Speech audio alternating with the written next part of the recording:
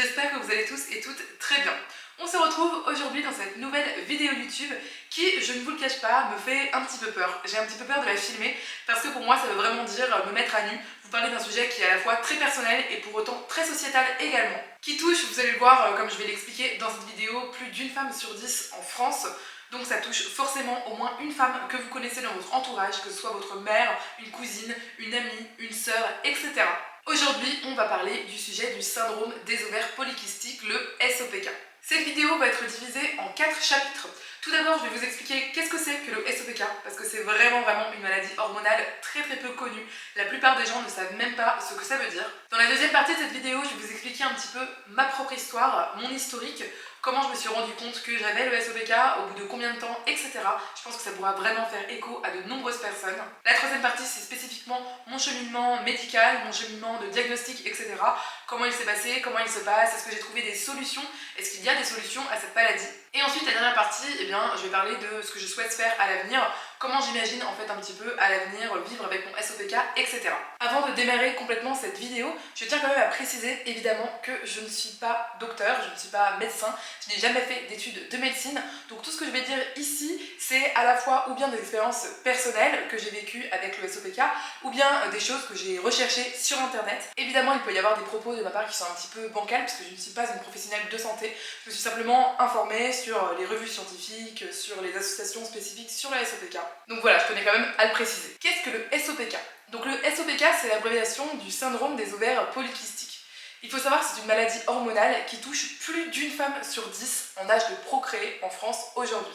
C'est encore plus que le nombre de femmes en fait qui sont atteintes d'endométriose, même si c'est à peu près similaire. C'est une pathologie endocrinienne qui touche les hormones, et ce à la fois dans les ovaires mais également dans le cerveau. Malgré son nom assez trompeur, syndrome des ovaires polykystiques, le SOPK, c'est pas le fait d'avoir des kystes dans les ovaires, c'est quelque chose de très différent, de beaucoup plus complexe et qui va avoir énormément de symptômes différents qui peuvent toucher les femmes très différemment, même si elles ont toutes la même maladie qui est le SOPK.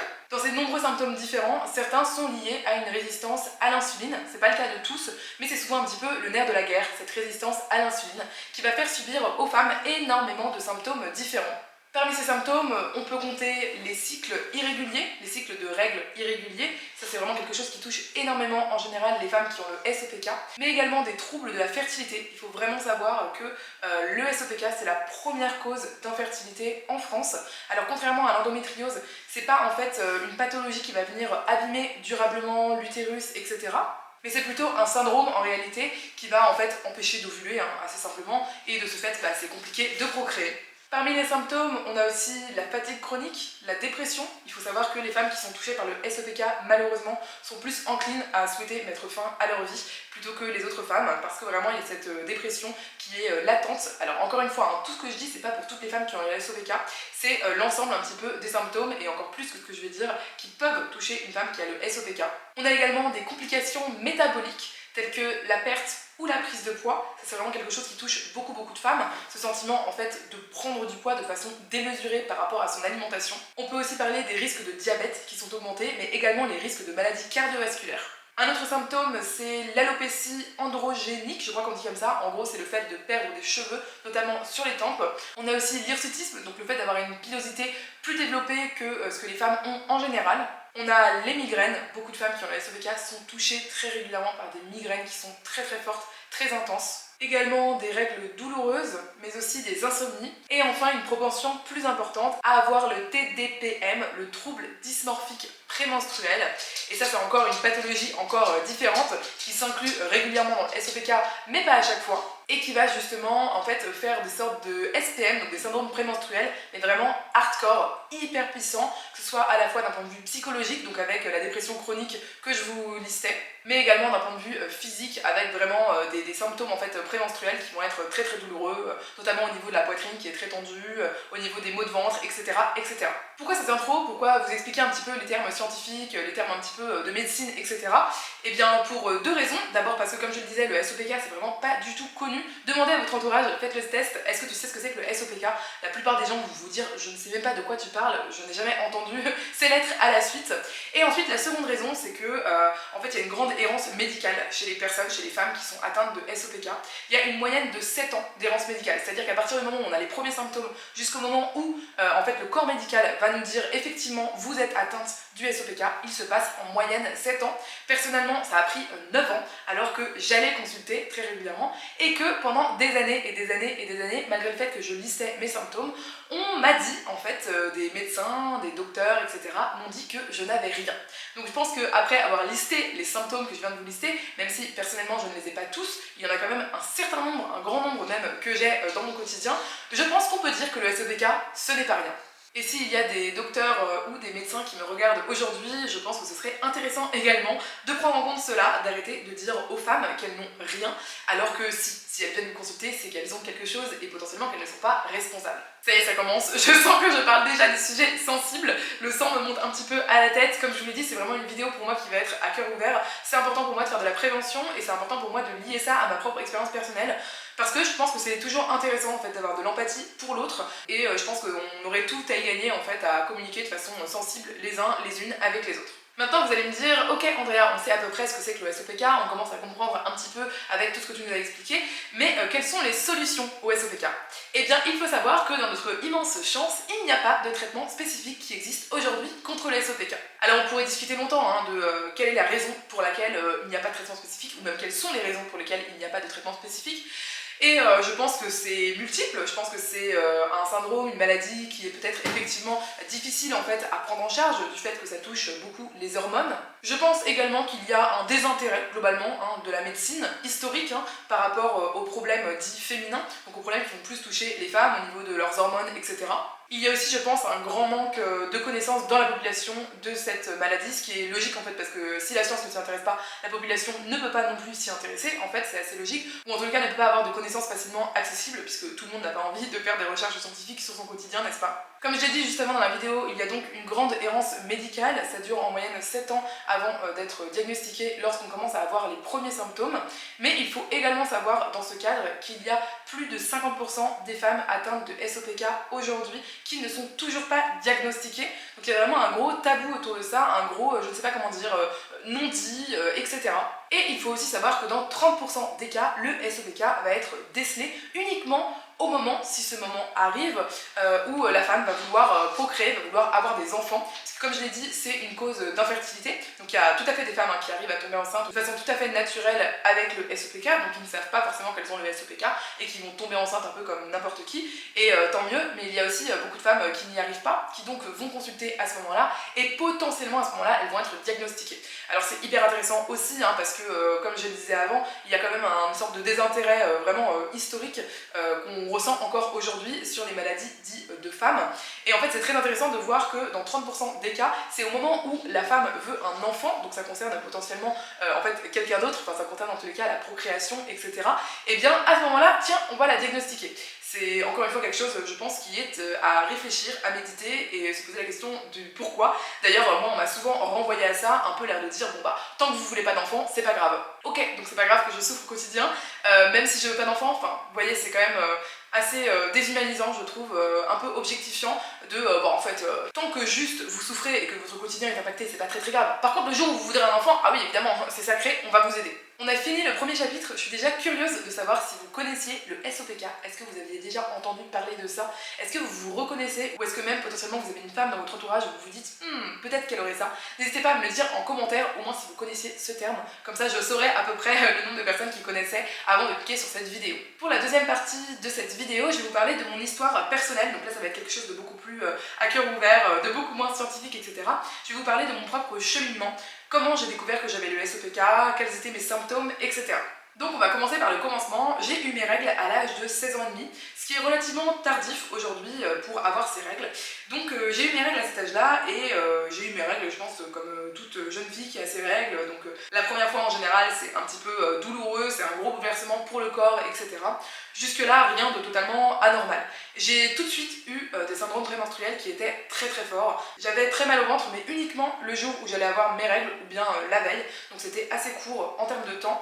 J'avais également évidemment le ventre gonflé, mais surtout les seins extrêmement gonflés et ça me faisait extrêmement mal. Alors désolé hein, si vous êtes sensible sur les sujets comme ça et que ça vous paraît un petit peu trop personnel pour le dire sur internet, mais pour moi c'est vraiment important de parler de ces sujets-là en fait. C'était vraiment vu comme quelque chose de limite normal en fait. Voilà, il fallait passer par là pour avoir ses règles. Non, encore une fois, ce n'est pas normal. Si vous avez tellement mal à la poitrine que vous ne pouvez pas dormir sur le ventre la nuit, eh bien c'est problématique et moi c'est ce qui s'est passé en fait pendant des années, j'ai vécu ça. C'est également potentiellement un sentiment de dysphorie, le fait de ne pas se reconnaître dans son corps, de se dire mais en fait on se regarde dans le miroir et on se reconnaît plus encore une fois, parce que on a mal, parce que notre corps change, parce qu'il est vraiment modelé en fait par ces syndromes prémenstruels. Et très très vite en fait, dès que j'ai commencé à avoir mes premières règles, je n'ai jamais eu mes règles de façon régulière. Donc ça fait environ 10 ans que j'ai mes règles. Sur ces 10 ans, il y a peut-être une ou deux fois où j'ai eu mes règles d'un mois sur l'autre. Oui, je sais, c'est incroyable, ça paraît complètement aberrant pour les femmes qui ont leurs règles de façon régulière, mais c'est réellement ce que j'ai vécu.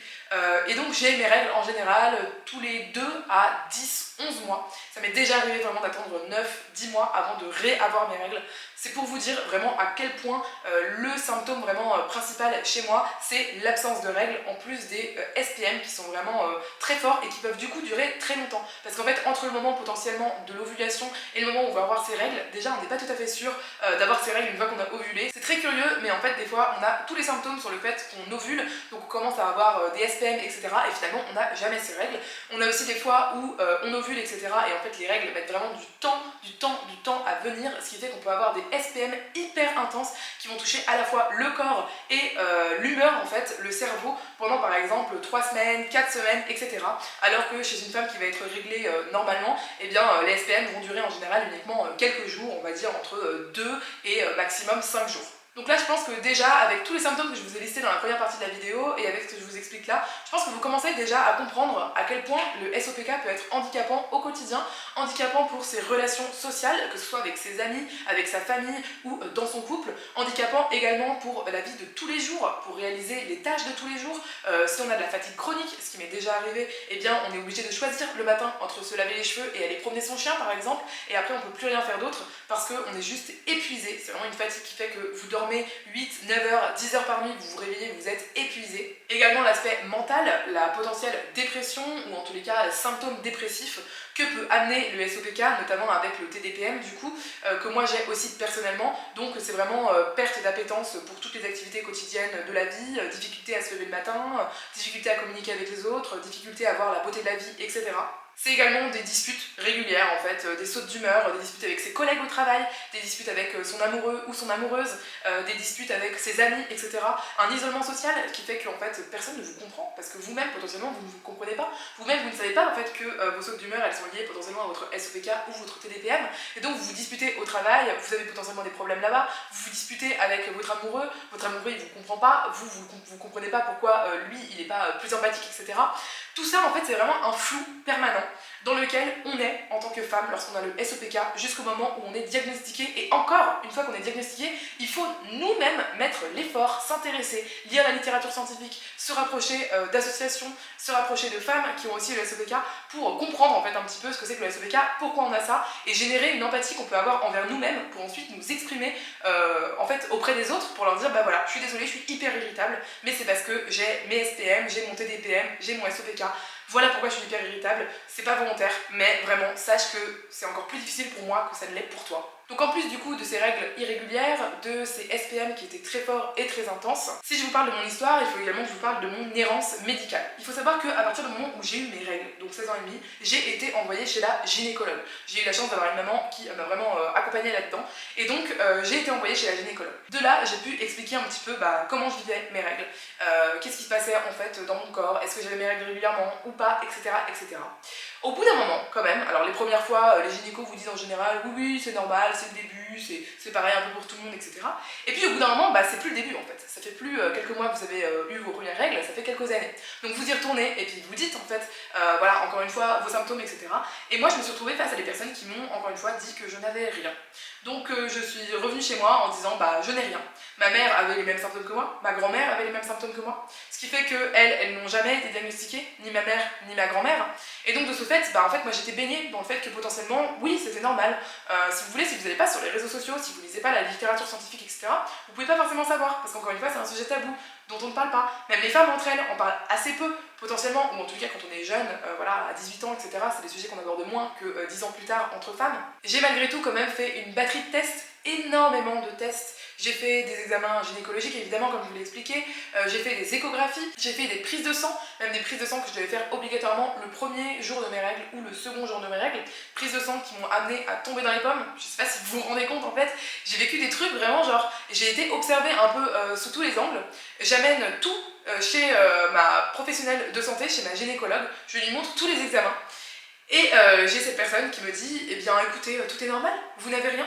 Donc vos symptômes, bah, je sais pas, vous n'avez rien. Et franchement, je suis hyper émotive à vous parler de ça parce que je repense à la Andrea de 20 ans qui souffrait de ça et à qui on disait, vous n'avez rien. En fait, on vous a fait toutes les batteries de tests possibles et imaginables, on vous a fait payer pour ça évidemment, puisque bah, tout n'est pas pris en charge. Vous revenez, en fait, vous mettez à nu régulièrement chez les gynécologues, au sens propre comme au sens figuré, et on vous répète en boucle en fait que vous n'avez rien. Donc au bout d'un moment, qu'est-ce qui se passe? Qu'est-ce qui s'est passé pour moi? Et qu'est-ce qui se passe, je pense, pour de nombreuses femmes? Alors il y a aussi le cas des femmes qu'on pousse à prendre la pilule, ou bien qui ont envie elles-mêmes de prendre la pilule, qui prennent donc la pilule, pour lesquelles en fait les symptômes vont potentiellement être améliorés, ou en tout cas ils vont être masqués pendant un temps, ce qui va retarder en fait le fait de comprendre qu'on a le SEPK, parce que bah, bien sûr pas de symptômes, pas d'inquiétude, pas de recherche, pas de potentiel diagnostic. Et il y a également les femmes comme moi qui n'ont jamais pris la pilule de leur vie, qui n'ont jamais eu, littéralement jamais, leurs symptômes masqués, qui sont allées voir des professionnels, qui ont demandé de l'aide et qui n'ont pas été aidées malgré les batteries de tests, malgré l'investissement émotionnel, malgré l'investissement de temps, malgré l'investissement financier, malgré tout ça, eh bien on a mis 9 ans littéralement à me diagnostiquer. Et la chose qui m'a libérée, ça a été une amie qui m'a parlé en fait du fait qu'elle-même avait le SOPK et qu'elle pensait que moi j'avais la même chose parce que je galérais avec mes règles, je galérais avec mes cycles hormonaux et que personne dans le cercle médical en fait ne pouvait m'aider. Alors évidemment, je suis pas allée que chez la gynécologue, je vous fais quand même l'histoire un peu courte parce que sinon la vidéo va durer 1 heure, mais je suis allée aussi chez une naturopathe qui m'a dit simplement de manger des salades MDR, j'ai envie de dire. C'est vrai que manger des salades va vraiment énormément m'aider à régler mon SOPK. Et en fait, ce qui se passe, c'est qu'à un moment, bah, vous vous taisez en fait. On essaie de vous silencier finalement, vous essayez, vous cherchez, et perpétuellement on vous dit que vous n'avez rien. Perpétuellement dans votre entourage, tout le monde pense que vous n'avez rien. Dans la sphère médicale, on vous dit que vous n'avez rien. Vous faites des examens, on vous dit que vous n'avez rien. Alors forcément, à un moment, vous y croyez. Vous vous dites, bah j'ai rien. J'ai des choses, mais en fait, j'ai quand même rien.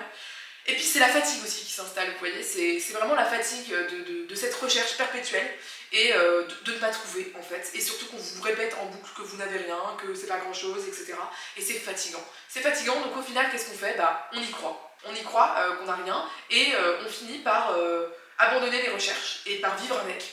Parce que même si c'est douloureux, même si c'est compliqué, même si c'est psychologiquement hyper challengeant, même si potentiellement ça vous empêche de vous améliorer dans vos relations sociales, dans votre travail, etc., et ben vous vivez avec, parce que vous l'avez et qu'à un moment on s'adapte. C'est un peu le principe, je pense, de tout être vivant, c'est l'adaptation, on s'adapte. Et encore une fois, c'est en grande partie pour ça que je fais aussi cette vidéo, c'est pour parler à toutes les femmes que ça aidera de m'écouter, à toutes les personnes qui ne sont pas forcément des femmes, mais qui pourront, grâce à ça, aider des femmes dans leur entourage.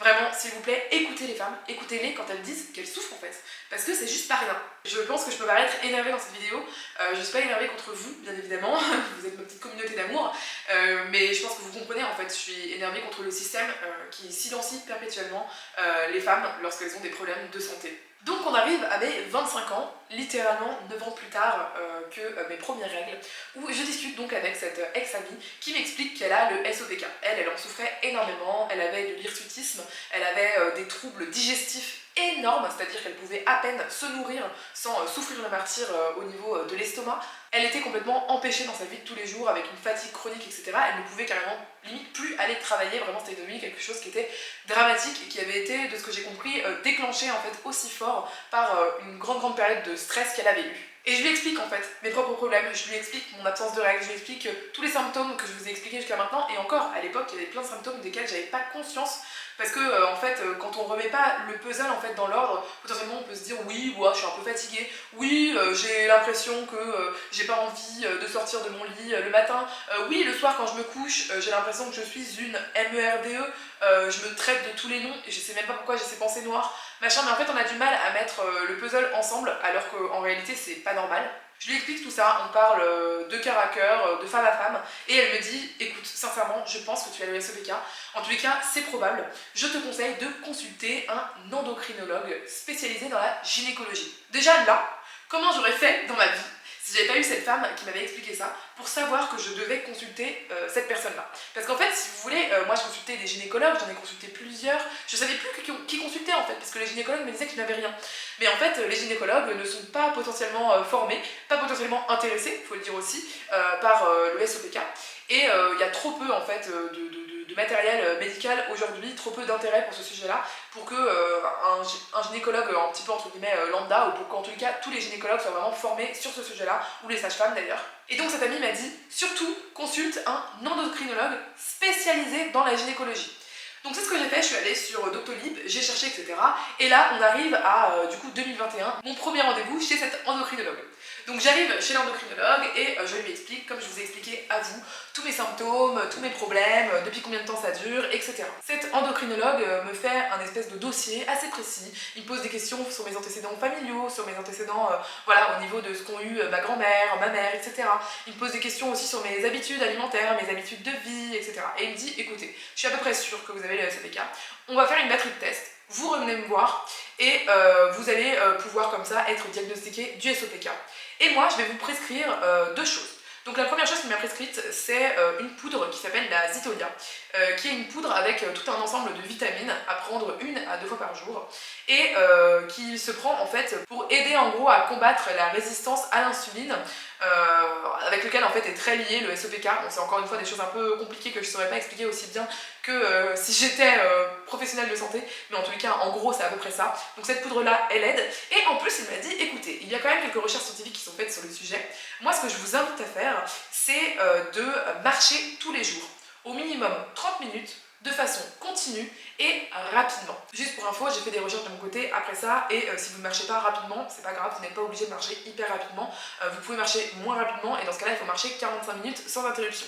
Et il faut faire ça tous les jours. Donc je sors de ce rendez-vous, ce monsieur m'avait promis que je serais prise en charge, que je serais aidée, que j'étais entre de bonnes mains, et m'avait un peu fait miroiter le fait que voilà, on allait régler mes soucis.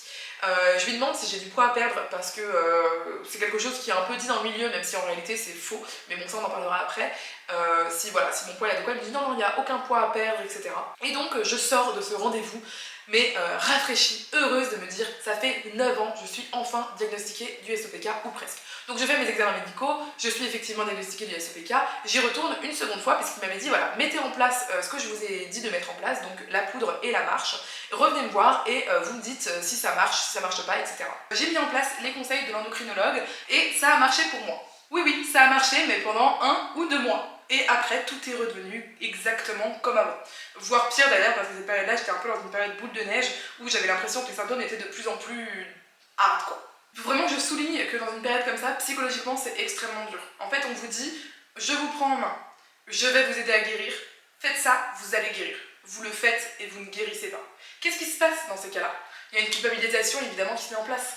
On se dit mais je fais pas assez bien les choses, puisqu'on m'a dit si je fais ça je vais guérir. Mais en fait non, ça marche juste pas comme ça. C'est vraiment un syndrome qui est complexe, qui concerne les hormones, qui concerne énormément de choses externes qu'on ne peut pas contrôler, qui concerne énormément de choses internes qu'on ne peut pas contrôler en fait.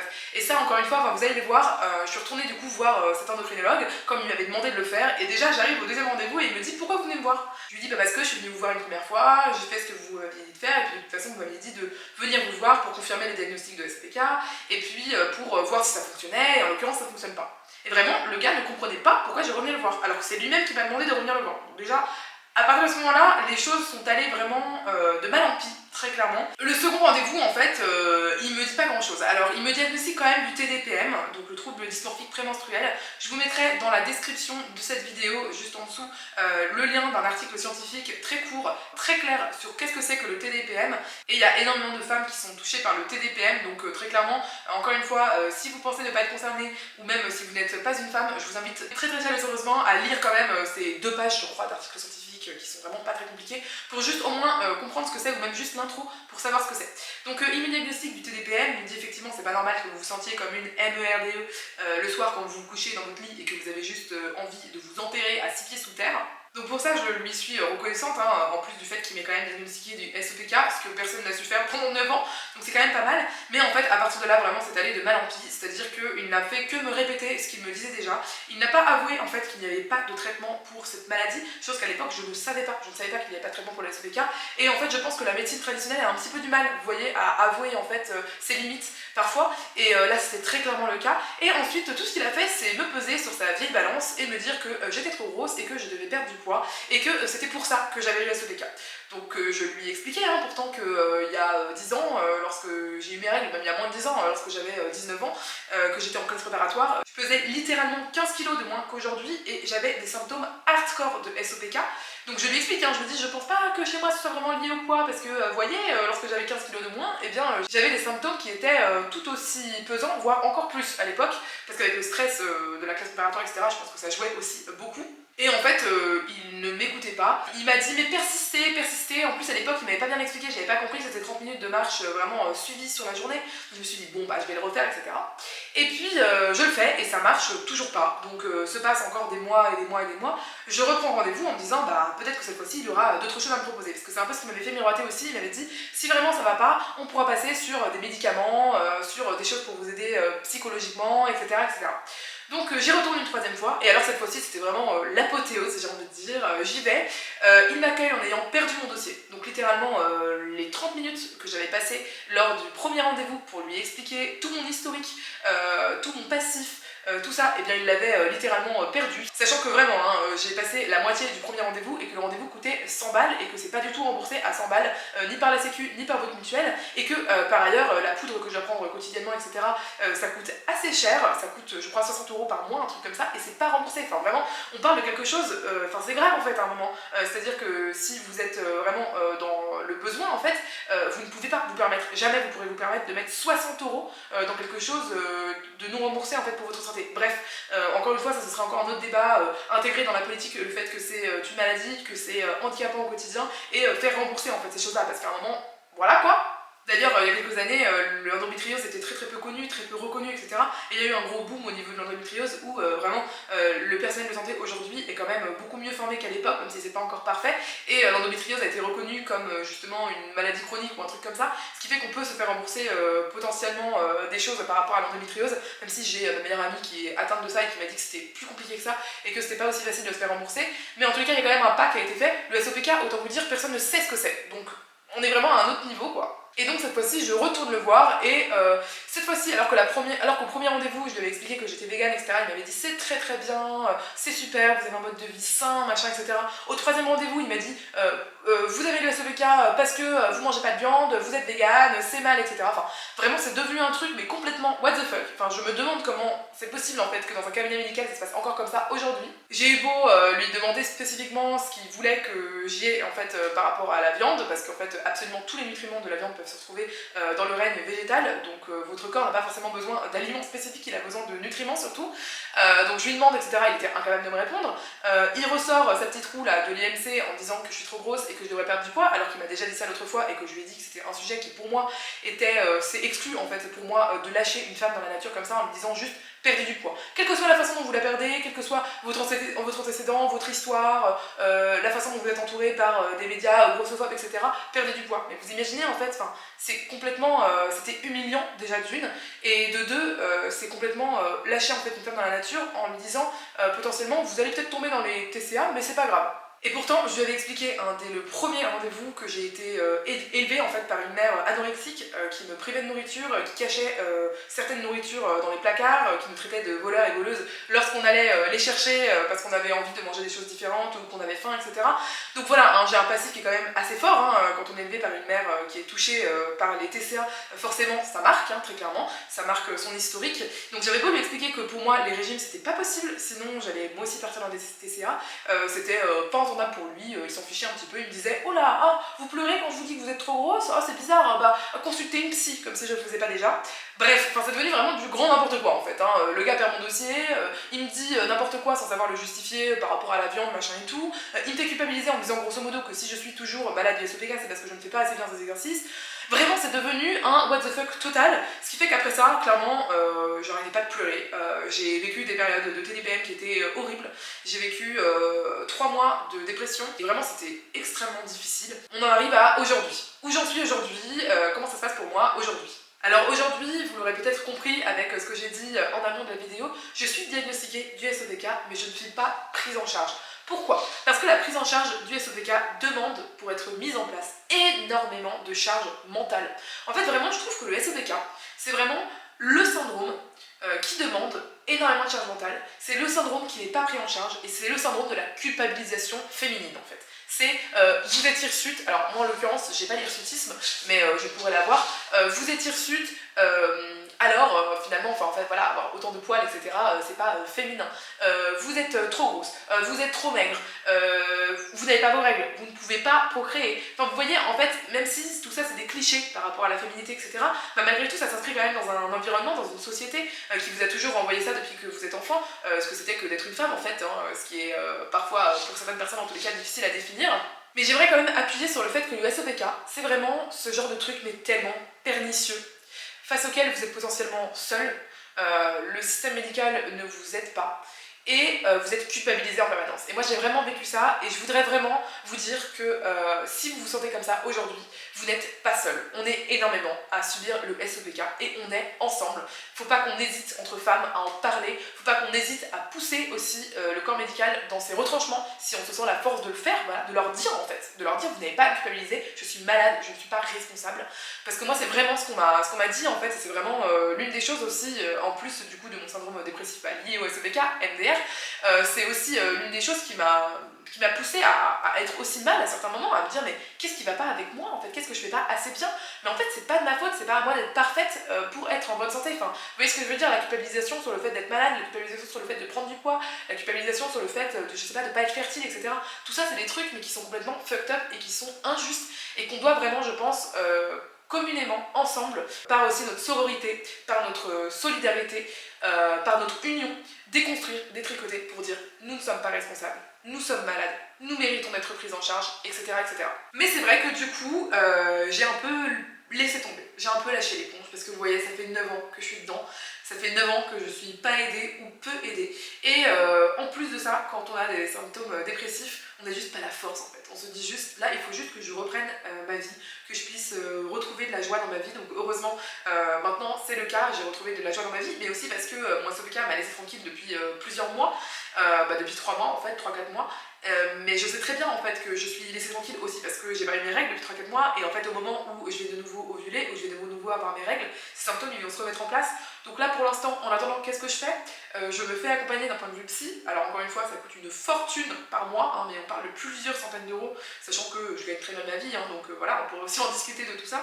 Mais du coup, en attendant, pendant ce laps de temps où mon SOPK me laisse tranquille, où je n'ai pas de fatigue chronique, où je n'ai pas de dépression, où je n'ai pas ce sentiment d'être dans un corps qui n'est pas le mien, de faire le yo-yo perpétuellement, d'avoir les seins hyper enflés, de ne pas pouvoir dormir, d'avoir des insomnies, etc., j'en passe, et bien je profite en fait de ce temps d'accalmie, on va dire, pour justement soigner mon psyché, soigner mon mental, pour être mieux armée la prochaine fois que ça va m'arriver. Je n'exclus pas le fait de prendre des antidépresseurs la prochaine fois, parce que clairement, en fait, à un moment, voilà quoi, j'en ai marre. Si juste je fais une dépression, en fait, tous les 6 mois, c'est juste pas possible, à un moment, il faut que je puisse aussi avancer dans ma vie. Et là, je me sens enfin prête, après ces mois et ces mois et ces mois, je me sens enfin prête à reprendre en charge, en fait, parce que c'est vraiment une prise en charge, la recherche de professionnels de santé qui sauront m'accompagner. Parce que j'ose quand même penser que c'est possible de vivre avec son SOPK, que c'est possible d'être accompagné et qu'il y a quand même des personnes sur cette terre qui se sont intéressées aux données scientifiques, en fait, aux données de médecine qu'on a sur ce sujet-là, parce qu'on en a quand même quelques-unes.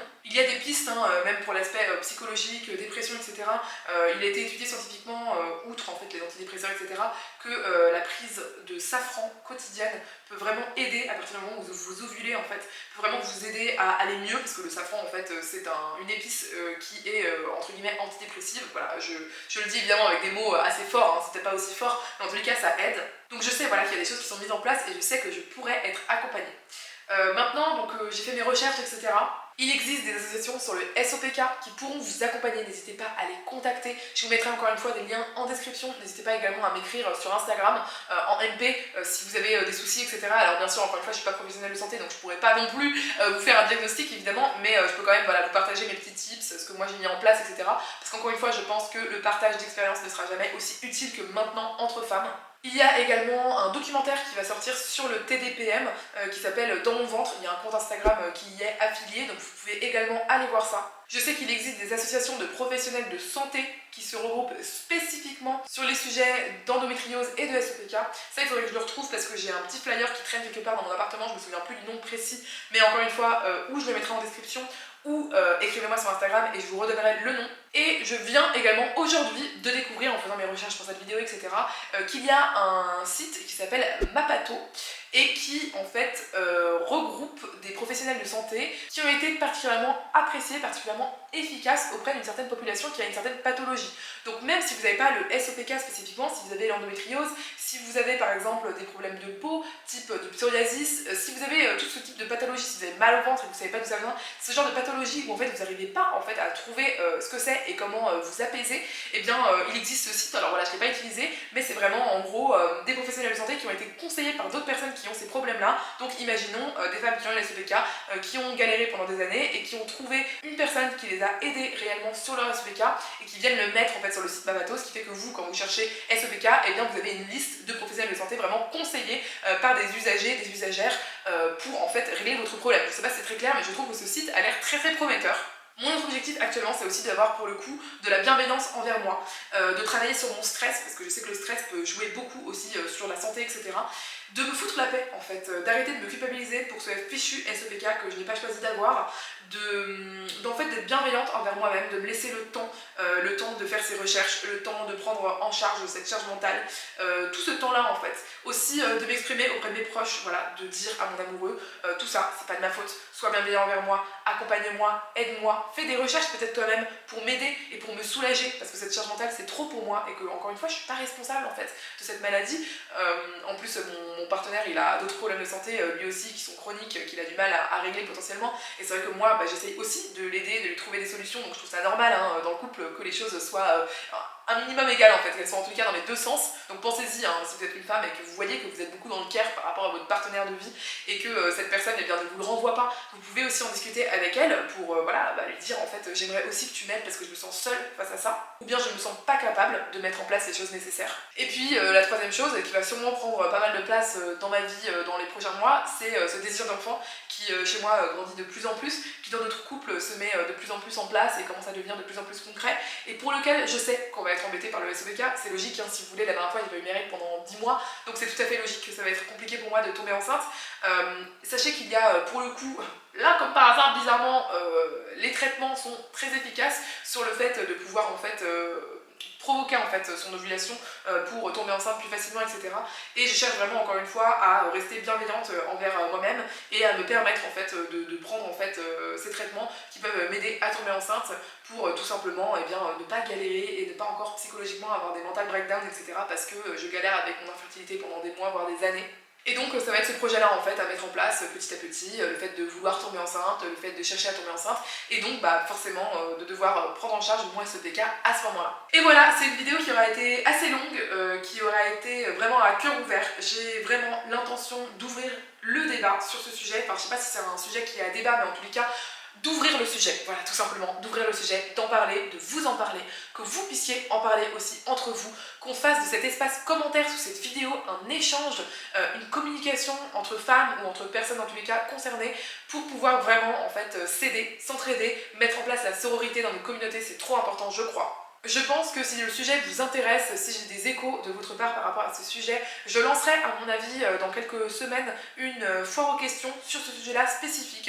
Comme ça je pourrais un petit peu vous parler encore une fois de mon expérience via cette foire aux questions, un petit peu peut-être des choses que je sais, même si encore une fois je ne sais pas tout, je ne suis pas formée scientifiquement sur le sujet. Mais voilà, je pense que je pourrais ouvrir à terme une foire aux questions. Donc si vous avez des questions, n'hésitez pas à les poser en commentaire. Si vous avez des réponses, eh bien n'hésitez pas à aller voir les commentaires pour pouvoir aider d'autres femmes. Dites-moi également, encore une fois, si cette vidéo a fait écho avec vous, si elle vous a intéressé, même si potentiellement elle n'a pas fait écho avec vous directement. Surtout, n'hésitez pas à mettre un petit pouce en l'air, ça vous prend littéralement 0,5 secondes et moi ça m'aide énormément dans mon référencement, sachant que chaque vidéo que je produis me prend des heures et des heures et des heures pour être produite. Merci beaucoup aux personnes qui me soutiennent de quelques euros par mois sur Patreon et qui de ce fait ont accès à des recettes exclusives de ma part, mais également à un cours de cuisine en live avec moi tous les mois. Si ça vous intéresse de regarder un petit peu ce que je fais sur Patreon, eh bien n'hésitez pas à consulter encore une fois le lien en description. Sachez aussi que vous pouvez accéder à Patreon pendant une semaine totalement gratuitement et donc accéder à tout l'archive de toutes les recettes exclusives